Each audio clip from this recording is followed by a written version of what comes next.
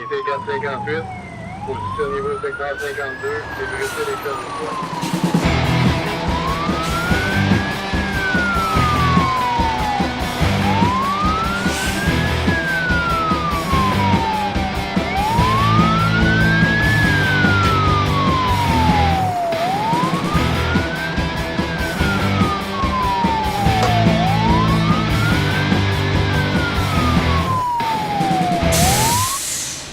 Ça vous prend un guide. Les accidents impliquant un véhicule incendie sont fréquents au Québec. Les causes et les circonstances sont très variables, comme en témoignent ces statistiques obtenues par différents services incendies de 2011 à ce jour.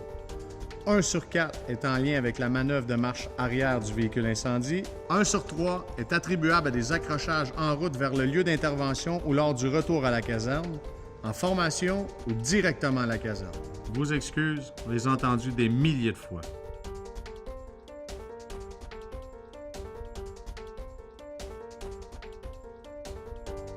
Hey! Plus d'excuses. Ça vous prend un guide. Nous sommes tous conscients que lors du déploiement des effectifs, la curiosité attire les passants ou les voisins à s'approcher des véhicules, contrairement aux camions traditionnels de livraison ou bien de chantier. Souvent, les pompiers n'ont pas eu le temps d'établir un périmètre de sécurité, alors ils doivent composer avec leur présence. Cette réalité terrain exige une vigilance accrue de la part des opérateurs pour assurer la sécurité des pompiers, mais aussi celle du public lors des manœuvres effectuées par les différents véhicules incendies. La manœuvre en marche arrière est une manœuvre complexe et risquée.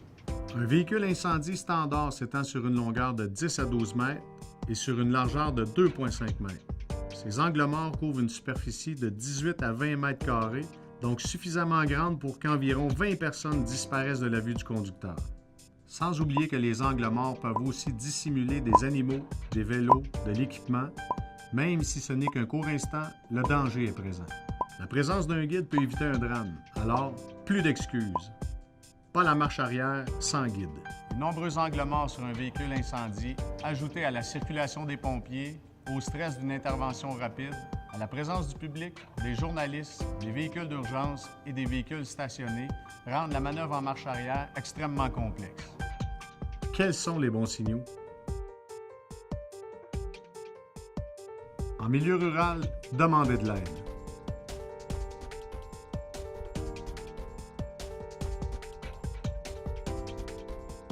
Maintenant, vous le savez, alors plus d'excuses. Le premier camion arrivé sur les lieux peut communiquer aux autres camions les indications pour bien se positionner. L'important, c'est que vous trouviez vos propres moyens afin de respecter les procédures, selon vos modes de travail.